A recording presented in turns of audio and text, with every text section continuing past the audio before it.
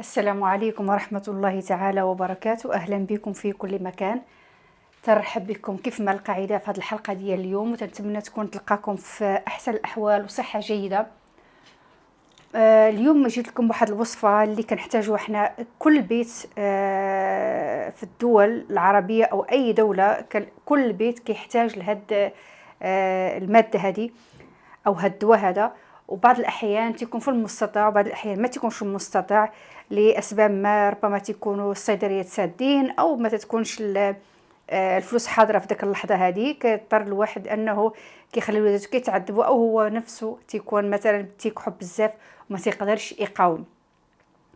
هاد الوصفه هذه كتكون غير بجوج ديال الحوايج. غنحتاجوا لها غير العسل. هذا العسل ديال المغرب حر، ما عرفتش بصراحه شنو سميتو، المهم عسل عادي وصافي حر. وعندنا بصيله. ما غنقول لكم استعملوا البصله الحمراء، وانما استعملوا غير البصله العاديه عادي، يعني الحمراء كتكون شويه مجهده. نحيدوا الجليدات ديالها لانه باش ما ياثروناش على الوصفه. وغادي نبداو. اول حاجه كيف ما تنعرفوا البصله هي من مضادات الاكسده والغنيه عن التعريف. الفيتامين سي عندها الفيتامينات بزاف اللي كتفيدنا. وحنا اصلا كنعقل انا ملي كنت صغيره تنسمع الناس كيديروا العصير ديال البصله مع البيض وكيشربوا اللي عندهم القلب. واش هذا كان تينفع او ما تينفعش الله اعلم، ولكن انا اللي كنعرف العصير ديال البصله فعلا تيفيد القلب. مع البيض ما نعرف بكل صراحه. تناخذوها دائما اللي عندنا جروح، اللي عنده مثلا الحبوب الكبير كيسخن الجلده ديال البصله كامله كيسخنها وكيدير فيها الطحين وكيحطها على داك الجرح هكذا وكيخلي ليه كله، وداك الجرح تيلم كاع داك البكتيريا اللي كاينه في الجوانب ديال داك الحبوبه او داك الدماميل اللي كتكون وحده كبيره كتجمع ولا غد لي كيمكن الواحد انه تيقدر يفتحها بكل سهوله وكتعقم. البصله الحمراء معقمه، وحنا عارفين انها كطرد البكتيريا وكطرد بزاف ديال الفيروسات اللي حنا كان تتصيبنا. ومثلا الواحد اذا كان مريض بالبرد كيمكن له يقطع غير نص بصله وكيقطعها على جوج هكايا نص، ويحطها حدا الناموسيه او الثومه حتى هي من مضادات الاكسده وكيحطها في الجنب ديالو. كاع داك الفيروسات بصراحه كتموت في داك الغرفه اللي كيكون هو فيها. زائد عندنا العسل غني عن التعريف، مقوي، تحتوي على معادن، تحتوي على فيتامينات، يخلي دائما الجسم ديالنا خالي من الامراض اذا كنا احنا من النوع اللي كنعتنيو بالصحه ديالنا من بدايه الامر. اي حاجه كتصيبنا فيما بعد هذا قدر الله، وخصوصا لك الانسان دائما كي تيشوف من صحته وتيحاول انه يكون دائما مزيان وانه كيدير الرياضه وكياكل مزيان، ومع ذلك ربما لا قدر الله كيصيبه شي مرض. هذا تيكون قدر الله سبحانه وتعالى، لازم الواحد يقبل به ويكون راضي بداك الموضوع. اما اذا كنا احنا ما كنعتنيوش بالصحه ديالنا وتنمرضوا تيكون هذا السبب ديالنا وغنتسالوا على الصحه ديالنا غدا يوم لقاء الله. غنبداو بسم الله. انا هذا وجدته البارح بلاتي غنوريه لكم. غادي نقطعوا البصله ماشي ضروري تقطعوها بالطريقه اللي خاصكم تبداو تصايبوا. لا خصني نقطعها رقيقه، لا كيف ما قطعتيها هي اصلا البصله كتطلق الماده ديالها. حنا ندير لها غير هكايا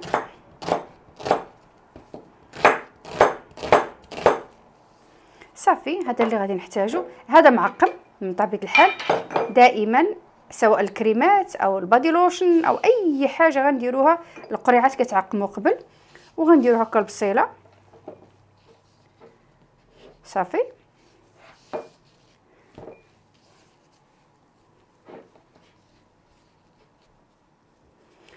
وتنديروا عليها شويه ديال العسل، مقدار 3 ديال المعالق.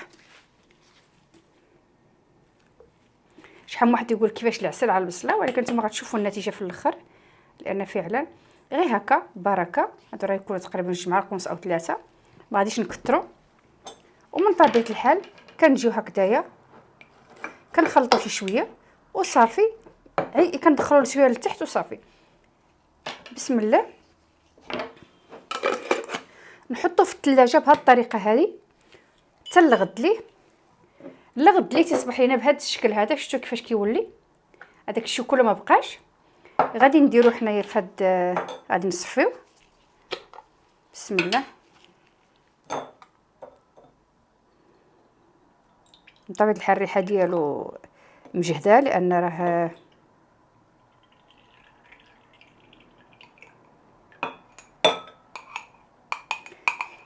هو مكمل للاسف، باقي ما كملش عليه حتى 14 ساعه، لانه خصو 24 ساعه في الثلاجه باش كيطلق داك الماده كامله. وكتلقاي حتى البصله بحال اللي درتيها في الزيت وشوحتيها في المقله.